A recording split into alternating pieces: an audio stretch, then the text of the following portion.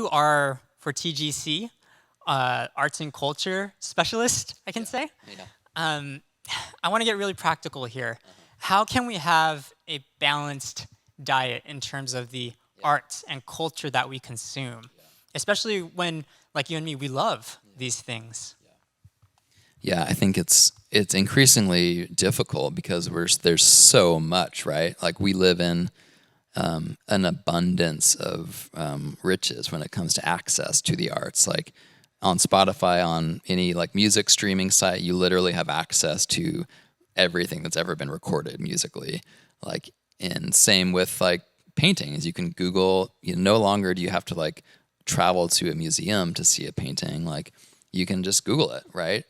Netflix, all these video streaming sites have an just mind-boggling amount of movies and series. So I think there really is a risk with art these days to turn it into this almost like desensitizing.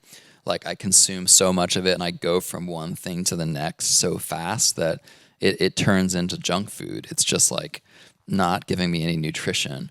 So I think the key with the arts, with beauty, is in order to really function as a source of truth, the arts like should slow us down.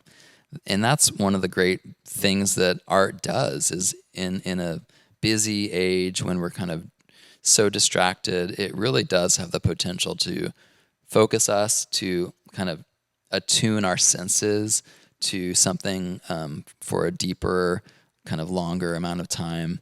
But we have to be willing to let it do that. So I struggle with that because part of my job is keeping up on as many of the art forms as possible. So my like to watch list is always so long, and admittedly I sometimes do move through the arts way too fast. But that just turns us into consumers, and that's not going to be healthy for our wisdom. So I think with the arts and beauty, I talk in the book about how I think the arts have a really close relationship to the concept of Sabbath. And the idea that like God created this world, in 6 days, but then he took a day to rest and enjoy it, right?